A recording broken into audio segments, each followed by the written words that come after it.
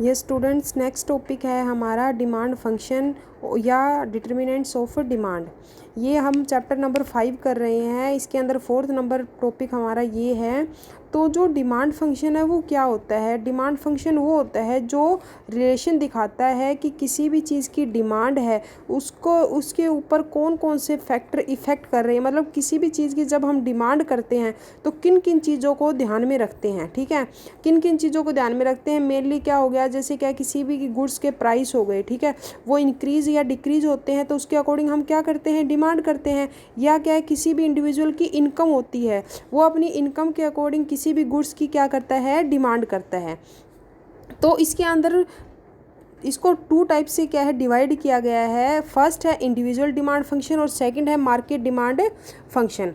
तो फर्स्ट जो आपका है इंडिविजुअल डिमांड फंक्शन, इसमें क्या होगा कि इसमें कोई भी जैसे इंडिविजुअल है, ठीक है, एक कंज्यूमर लगा सकते हो मार्केट के अंदर, वो किसी भी चीज़ की जो डिमांड है वो कैसे करता है, किन किन चीज़ों को ध्यान में रख के करता है। ठीक है, तो इसके अंदर सबसे पहले आपको ये देखना है, जैसे ये शो कर रखा फॉर्मूला है एक तरह से आपका DX है, F PX PR ये सब आप देख सकते हो यहाँ। तो DX का मतलब क्या है कि आप किसी भी चीज़ की कितनी डिमांड कर रहे हो, मतलब क्वांटिटी, कितनी क्वांटिटी ले रहे हो उस चीज़ की। कोई भी चीज़ ले सकते हो, जैसे आप 2 पेन ले रहे हो, 3 पेन ले रहे हो या 4 पेन, तो ये क्या है, पेन की क्या है, क्वांटिटी है कि मैं 4 पेन ले रहा हूँ। ठीक है, फिर क्या है, PX क्या है, PX का मतलब है कि उस गुड्स का प्राइस, मतलब जैसे क्या है आप लगा सकते हो पेन का प्राइस। ठीक है, PR क्या है, price of related goods. Y क्या है आपका, कंज्यूमर इनकम। T क्या है, कंज्यूमर का टेस्ट है, प्रेफरेंस है। E क्या है, कंज्यूमर्स एक्सपेक्टेशन। तो अब देखो, सबसे पहले हम डिस्कस करेंगे ऑन प्राइस ऑफ कमोडिटी, जो कि हमारा क्या है, PX।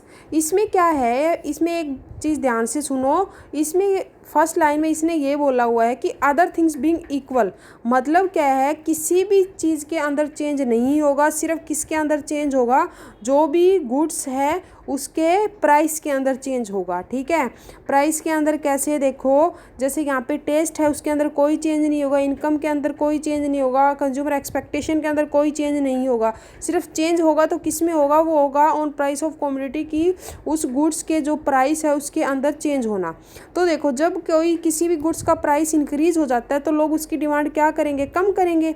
ठीक है, और इसी तरह क्या है, अगर प्राइस डिक्रीज हो जाए तो डिमांड क्या करेंगे, ज़्यादा करेंगे। ठीक है, इसको लॉ ऑफ डिमांड भी बोलते हैं। लॉ ऑफ डिमांड में क्या होता है कि प्राइस और डिमांड का इन्वर्स रिलेशन होता है कि अगर किसी भी चीज़ के प्राइस इंक्रीज हो जाते हैं, कोई चीज़ अगर आपको महंगी मिलती है तो आप उसको कम परचेज करोगे, अगर वही चीज़ आपको सस्ती मिलने लग जाए तो आप क्या करोगे, उसको ज़्यादा परचेज करोगे। ठीक है, उसके बाद क्या होता है, एक बात और, सॉरी, इन्वर्स का मतलब क्या है, उल्टा रिलेशन है प्राइस और डिमांड में। ठीक है, तो इसलिए इसको क्या है, लॉ ऑफ डिमांड भी बोलते हैं। फिर क्या है, price of related goods. Price of related goods का मतलब क्या है कि 2 गुड्स हैं वो आपस में एक दूसरे से रिलेटेड हैं। ठीक है, तो एक गुड्स के अगर प्राइस में चेंज होता है तो दूसरी के ऊपर उसका क्या इफेक्ट होता है, ये होता है प्राइस ऑफ रिलेटेड गुड्स। तो सबसे पहले सब्स्टिट्यूट गुड्स। सब्स्टिट्यूट गुड्स वो होती हैं जो क्या होता है कि एक की कमी को पूरा करना। एक की कमी को कैसे, जैसे टी और कॉफ़ी है। ठीक है, अगर आप लगा लो कि टी के प्राइस इंक्रीज़ हो जाते हैं, ठीक है, तो आप क्या करोगे, कॉफ़ी पीना स्टार्ट कर दोगे वहाँ पे। अगर कॉफ़ी के प्राइस इंक्रीज़ हो जाते हैं तो आप क्या पीना स्टार्ट कर दोगे, टी पीना स्टार्ट कर दोगे। तो मतलब क्या है, ये एक दूसरे के सब्स्टिट्यूट हैं कि अगर एक चीज़ के प्राइस इंक्रीज़ हो जाते हैं तो लोग क्या है, दूसरी गुड्स की तरफ क्या हो जाते हैं, शिफ्ट हो जाते हैं। तो इसमें क्या होगा कि जैसे अगर कॉफ़ी का प्राइस, जैसे मैंने बताया अभी, प्राइस कॉफ़ी का इंक्रीज़ होगा तो आप किसकी डिमांड ज़्यादा करोगे, टी की। ठीक है, और टी के प्राइस ज़्यादा हो जाएंगे तो किसकी डिमांड ज़्यादा करोगे, कॉफ़ी की। तो ये सब्स्टिट्यूट गुड्स होते हैं। फिर है कॉम्प्लीमेंट्री गुड्स। कॉम्प्लीमेंट्री गुड्स क्या होती हैं, एक तरह से कह सकते हो, हिंदी में इसको कहते हैं पूरक, मतलब जो एक दूसरे के बिना क्या है, कंप्लीट नहीं हो सकती हैं। जैसे क्या है, मैं एग्जांपल लेती हूँ, पेन है, इंक है। ठीक है, अगर इंक नहीं है तो क्या है, पेन का कोई यूज़ नहीं है, और क्या है, अगर हमारे पास इंक है और पेन नहीं है तो इंक का भी क्या है, कोई यूज़ नहीं है। तो इसमें क्या होता है कि जो मतलब एक दूसरे के बिना क्या है, कंप्लीट नहीं होती। जैसे क्या है, कार है, पेट्रोल है, ये लगा सकते हो आप। तो इसमें क्या होगा कि अगर एक गुड्स के प्राइस इंक्रीज़ हो जाएंगे तो दूसरी गुड्स की जो डिमांड है वो ऑटोमेटिक क्या हो जाएगी, कम हो जाएगी। जैसे क्या मैं अगर कहूँ कि कार के प्राइस इंक्रीज़ हो जाते हैं तो लोग क्या करेंगे, कार को कम परचेज़ करेंगे। कार को कम परचेज़ करेंगे तो पेट्रोल का क्या यूज़ होगा उनके लिए, पेट्रोल तो वो तभी लेंगे ना जब वो कार लेंगे। तो कहने का मतलब क्या है, अगर कार के प्राइस इंक्रीज़ हो जाएंगे तो लोग जो पेट्रोल की डिमांड है उसको क्या करेंगे, कम करेंगे। ठीक है, इसी तरह क्या है, अगर कार के प्राइस इंक्रीज़ हो जाएंगे, डिक्रीज़ हो जाएंगे तो लोग क्या है, किसकी डिमांड ज़्यादा बढ़ा देंगे, डिमांड किसकी इंक्रीज़ कर देंगे, पेट्रोल की। क्योंकि अब अगर प्राइस कम हो गई, कोई चीज़ आपको सस्ती मिल रही है तो आप कार ज़्यादा परचेज़ करोगे और उसके लिए अब आपको किसकी नीड होगी, पेट्रोल की भी। तो ये क्या होती हैं, कॉम्प्लीमेंट्री गुड्स। कहने का मतलब क्या है, अगर एक का इफेक्ट क्या है दूसरे के ऊपर जाता है, इसका एक गुड्स का इफेक्ट दूसरी गुड्स के ऊपर जाता है। फिर क्या, income of the consumer. Income of the consumer में क्या होता है, इसमें क्या होगा इनकम ऑफ द कंज्यूमर में, कि किसी भी कंज्यूमर की इनकम होती है जो उसका डिमांड के ऊपर कैसे इफेक्ट होता है। जैसे क्या है, अगर मैं कहूँ कि आप क्या है इन्फीरियर टाइप की गुड्स यूज़ कर रहे थे, ठीक है, मतलब अच्छी क्वालिटी की गुड्स नहीं थी वो, तो आप क्या करते हैं, अगर आपकी इनकम इंक्रीज़ हो जाती है तो आप क्या है उस गुड्स को छोड़ के अब कहाँ शिफ्ट हो जाओगे, नॉर्मल गुड्स की तरफ। नॉर्मल क्या है, जो ठीक ठाक है, मतलब सही है यूज़ करने में। इन्फीरियर क्या है, उनकी क्वालिटी अच्छी नहीं है, जिसको आप घटिया क्वालिटी की गुड्स भी क्या है लगा सकते हो, ठीक है, बोल सकते हो।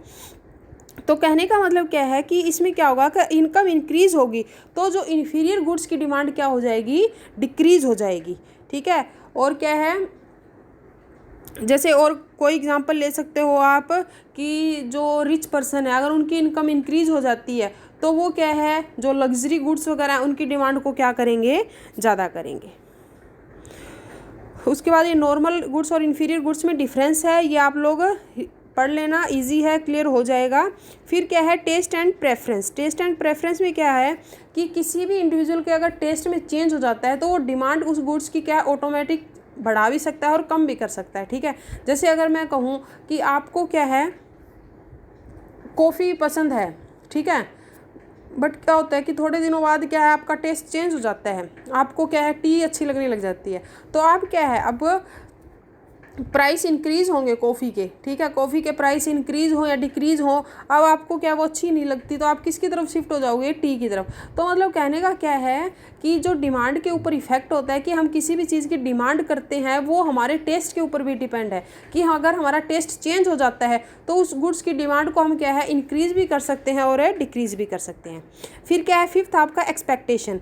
एक्सपेक्टेशन में क्या होता है कि फ्यूचर के लिए कुछ सोच के चलना। ठीक है, कई इंडिविजुअल क्या होते हैं फ्यूचर में ये सोच के चलते हैं कि इस गुड्स के प्राइस क्या हो जाएंगे, इंक्रीज़ हो जाएंगे, तो वो क्या करते हैं या तो अपना टेस्ट चेंज कर देंगे, ठीक है, या क्या है वो सोचेंगे कि हम उसको क्या है अभी स्टोर करके रख लें। जैसे क्या है, अगर मैं आपको एक एग्जांपल देती हूँ, जैसे गोल्ड का एग्जांपल लो। गोल्ड का क्या है, अब ऐसे कह रहे हैं कि दिवाली तक ये 82,000 चला जाएगा जो गोल्ड है, तो लोग क्या सोच रहे हैं, कुछ तो क्या करें उसके अंदर इन्वेस्ट कर रहे हैं, खुद अपने पास रख रहे हैं, सोच रहे हैं कि बाद में तो प्राइस इसके इंक्रीज़ हो जाएंगे तो हम इसको अभी अपने पास रख लें। ठीक है, जैसे किसी के घर में शादी है तो वो क्या करेंगे, ये सोच रहे हैं कि हम अभी से क्या है परचेज़ कर लें उसको, गोल्ड को। ठीक है, फिर क्या है, कुछ ये सोच रहे हैं कि हम क्या करते हैं कि जो गोल्ड के ऊपर हमें जो पैसा लगाना है उसको गोल्ड पे ना लगा के कहीं और हम क्या करें, इन्वेस्ट करें। जैसे उसको, जैसे किसी की शादी है तो उसको क्या है गाड़ी वगैरह गिफ्ट कर दें। तो मतलब क्या है, या तो आप टेस्ट चेंज कर लोगे, ठीक है, या क्या है आप फ्यूचर में सोच के कि हाँ इसके प्राइस इंक्रीज़ हो रहे हैं तो प्रेजेंट में उसकी डिमांड को क्या कर दोगे, इंक्रीज़ कर दोगे, बढ़ा दोगे, या अपना टेस्ट क्या कर लोगे, चेंज कर दोगे। फिर क्या है आपका सेकंड है market demand function. Market demand function क्या होता है, जैसे पीछे मैंने इंडिविजुअल में बताया कि एक कंज्यूमर को लेके चलोगे आप कि एक कंज्यूमर जो मार्केट के अंदर है वो कितनी डिमांड करता है किसी गुड्स की। और मार्केट में क्या होता है, मार्केट में जैसे क्या होते हैं बहुत सारे पर्सन होते हैं, ठीक है, वो क्या है किसी भी चीज़ की जो डिमांड करते हैं वो कैसे करते हैं, किन किन फैक्टर्स को ध्यान में रखते हैं। तो इसमें क्या है, सारी की सारी चीज़ें क्या है वही हैं जो पीछे हमने रिपीट की थी, बस इसके अंदर क्या है आपके 2 पॉइंट्स एक्स्ट्रा हैं। कौन कौन सा है, एक तो है एन, ठीक है, और एक क्या है वाईडी डिस्ट्रीब्यूशन ऑफ इनकम। एन का मतलब क्या है, पॉपुलेशन या नंबर ऑफ़ बायर। अगर पॉपुलेशन ज़्यादा है, नंबर ऑफ़ बायर ज़्यादा है तो किसी भी चीज़ की डिमांड क्या करेंगे, ज़्यादा करेंगे, ठीक है, और वही पॉपुलेशन अगर कम है तो डिमांड क्या है किसी भी गुड्स की कम करेंगे। फिर क्या है आपका distribution of income. Distribution of income इसमें क्या होगा कि जैसे अगर कहूँ मैं बोलूँ कि जो रिच पर्सन है वो क्या है बहुत ज़्यादा रिच हो रहे हैं, मतलब जो डिस्ट्रीब्यूशन है इनकम का वो इक्वल नहीं है। इक्वल कैसे कि इक्वल तो ऐसे होना चाहिए कि जिनके पास पैसा है और जिनके जो गरीब हैं तो गरीब को क्या है पैसा प्रोवाइड करवाया जाए, क्योंकि अमीरों के पास तो पहले से पैसा है। बट क्या है, अगर अमीरों को ही और पैसा उनके पास आ रहा है और गरीबों के पास क्या है पैसा आ नहीं रहा, तो अमीर क्या है और अमीर होता जा रहा है और गरीब क्या है और गरीब होता जा रहा है। तो इसमें क्या होगा कि जो डिस्ट्रीब्यूशन है इनकम का क्या है वो ठीक नहीं है। अगर जैसे रिच पर्सन है उनके पास इनकम ज़्यादा है तो वो किसकी डिमांड ज़्यादा करेंगे, लग्जरी गुड्स की, ठीक है। और कुछ पर्सन जो पुअर हैं वो और गरीब होते जा रहे हैं तो वो क्या करेंगे, अगर मैं अगर आपको बताऊं कि वो नॉर्मल गुड्स यूज़ कर रहे हैं बट उनकी इनकम क्या है कम होती जा रही है, तो वो किसकी तरफ शिफ्ट होना पड़ेगा उनको, इन्फीरियर गुड्स की तरफ। मतलब नॉर्मल गुड्स से कहाँ चले जाएंगे, वो घटिया क्वालिटी की गुड्स उनको परचेज करनी पड़ेगी, क्योंकि उनके पास इतना क्या है इनकम नहीं है, इतने पैसे नहीं है जिससे क्या है वो नॉर्मल गुड्स को क्या कर सकें, परचेज करें। तो जो अमीर है वो लग्जरी गुड्स की डिमांड ज़्यादा करेंगे और जो पुअर पर्सन है वो किसकी करेंगे, इन्फीरियर गुड्स की। फिर फिफ्थ आपका है law of demand. Law of demand में क्या है, मैं पीछे अभी आपको बता के आ चुकी हूँ कि इसमें प्राइस और डिमांड में क्या होता है, इन्वर्स रिलेशन होता है। इसमें एक चीज़ ध्यान रखना है आपको, लॉ ऑफ डिमांड में सिर्फ प्राइस में चेंज होगा गुड्स की, ना इनकम में चेंज होगा कंज्यूमर की। उसको कांस्टेंट लेके चलोगे कि जो कंज्यूमर उसकी इनकम में कोई चेंज नहीं हो रहा, ना उसके टेस्ट में चेंज हो रहा है, ना उसके एक्सपेक्टेशन में चेंज हो रहा है, ना जो भी रिलेटेड गुड्स हैं प्राइस जो भी गुड्स हैं उनके रिलेटेड प्राइस है उनमें भी चेंज नहीं हो रहा, सिर्फ चेंज हो रहा है तो किसके अंदर हो रहा है, वो है किसी भी गुड्स के प्राइस के अंदर, ठीक है। अब देखो यहाँ पे टेबल देखो आप, यहाँ इसके अंदर आपको इजीली क्लियर हो जाएगा। जैसे देखो प्राइस था पहले किसी भी चीज़ का 10, तो हम जो लोग हैं वो कितनी चीज़ परचेज कर रहे थे, कितनी यूनिट्स ले रहे थे, कितनी क्वांटिटी परचेज कर रहे थे, 100। फिर क्या है प्राइस क्या हो गए, डिक्रीज हो गए, 9 हो गए, तो कितनी मतलब प्राइस अब कम हो गए ना, कम हो गए तो आप क्या है ज़्यादा चीज़ परचेज करोगे तो कितनी कर दी 150, जब 8 होगी तो कितनी की 200। इसको क्या है डायग्राम में आप एक्सप्लेन कर दोगे, OY की साइड लोगे प्राइस और OX की साइड लोगे क्वांटिटी की, उस चीज़ की कोई भी गुड्स उसकी डिमांड कितनी कर रहे हैं, ठीक है। तो देखो पहले क्या है P लिया है, यहाँ पे P आप यहाँ पे 10 लिख सकते हो और यहाँ पे जो डिमांड OQ है, यहाँ पे Q है जहाँ, वहाँ पे कितना लिख सकते हो आप 100, मतलब 10 था तो हम डिमांड कितनी कर रहे थे 100। फिर क्या है P1 है, यहाँ पे आप 9 भी लिख सकते हो और जो Q1 है वहाँ पे कितना राइट करोगे 150, ठीक है। आप अपनी मर्जी से इसको डायग्राम को बना सकते हो, इन्होंने ऐसे बनाया बट आप अपने अकॉर्डिंग इसको बना सकते हो।